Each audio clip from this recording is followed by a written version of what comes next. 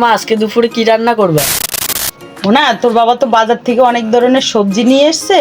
চল আজকে ভেজ ডাল বানাবো। প্রথমে 200 গ্রাম মুগ ডালকে সুন্দর করে ভেজে তুলে নিতে হবে। তার মধ্যে জল দিতে হবে, দিয়ে লঙ্কা লবণ দিয়ে সিদ্ধ বসিয়ে দিতে হবে। তারপরে একটা প্যানে তেল গরম করে তারপরে ফুলকপিগুলোকে সুন্দর করে হলুদ দিয়ে ভেজে নিতে হবে। তারপরে সিমটাকেও ভালো করে হলুদ দিয়ে ভেজে তুলে নিতে হবে। গাজরটাকেও ভালো করে ভেজে তুলে নিতে হবে। তারপর ডালটা সিদ্ধ হলে একটু জল দিয়ে তারপরে ডালটাকে ভেঙে তারপরে হলুদ পরিমাণ মতন কিছুটা মটরশুঁটি দিয়ে ভাজা সবগুলোকে দিতে হবে। তার মধ্যে প্যানে তেল গরম করে কিছুটা শুকনো লঙ্কা, তেজপাতা, পাঁচফোড়ন, আদাকে সুন্দর করে ভেজে তো ওই ডালটার মধ্যে দিতে হবে। একটু ব্যালেন্সের জন্য চিনি দিয়ে ধনেপাতা দিয়ে সুন্দর করে নামিয়ে পরিবেশন করতে হবে। বন্ধুরা, এভাবে তোমরাও বাড়িতে বানিয়ে খেয়ে আমাকে কমেন্টে জানাবা কেমন হয়েছে। ভালো লাগলে লাইক কমেন্ট শেয়ার করে দিবা বন্ধুরা।